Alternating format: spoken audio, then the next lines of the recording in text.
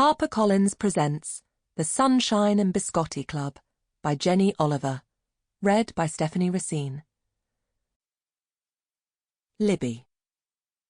As the church clock struck midnight, Libby Price was attempting to haul a double mattress up a flight of stairs on her own. Now halfway up, the decision to begin the process was beyond regretful. The night was sweltering. The stairs were narrow. She was exhausted. But she'd had to do something. Something that strained every part of her being, because otherwise she would have lain in her bed contemplating her afternoon. Still, she kept being plagued by visions of herself striding purposefully to the bottom of the endless garden, seeing Jake lounging in one of the deck chairs, legs up on the metal table, eyes half closed as they soaked up the sun, bottle of water in one hand, sweat trickling off his forehead. He'd rolled his head in her direction when he'd heard her footsteps, and she knew he thought she was coming out to admire the new outhouse he'd just finished building, to admire all its sharp angles and big metal-framed windows. He hadn't expected her to swipe his legs angrily off the table, a move which, admittedly, even Libby had been quite surprised by. He hadn't expected the fury and the anger, the shouting and the piece of paper that she'd thrust into his view. "It's a website, Jake," she'd half shouted.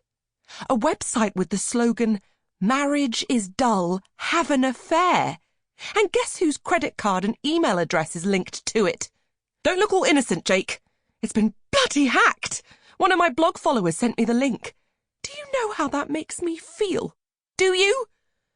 She'd actually stomped her foot just for some physical manifestation of how furious she was. "How could you do this to me? How dare you do this to me? God, I'm so angry." That bit she was quite proud of. It wasn't like her at all. She had somehow summoned this fiery strength from the devastation, and even Jake had seemed momentarily startled by the force of it. The mattress teetered precariously as the memory made her concentration lapse. Her arms strained under the weight as she tried to heft it onto the next step so she could take a break. Sweat was pouring off her. She was boiling hot. The hotel felt stuffy. The scent of the lemon grove next door, usually exquisite, now made her feel like she was trapped at a perfume counter, the smell too sickly and heady. She tried to get her breath back, but could feel her muscles screaming. She was so tired. The mattress wobbled. Leaning it back against the wall, Libby squeezed herself alongside it, trying to keep it in place with her body weight, as she decided to try and shove it up from the bottom. With her shoulder against the shiny new material, she made a move to push, but it didn't budge. The top of the mattress now caught against the step. Why had she started this?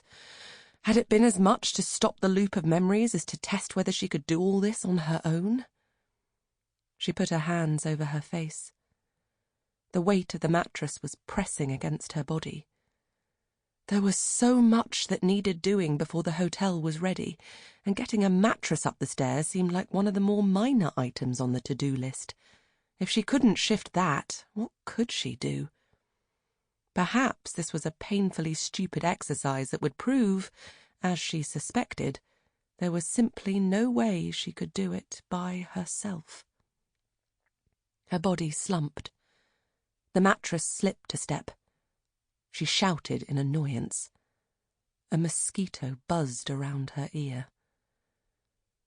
She thought about all the plans she and Jake had made for the renovations, all their hopes and ambitions scribbled in notebooks and on napkins. When they'd first turned up at the dilapidated hotel, he'd squeezed her hand and said, "Don't worry, we're in this together." That was how it was meant to be. Him squeezing her hand, her squeezing his. How was it possible that could turn so suddenly to such Sample complete. Ready to continue?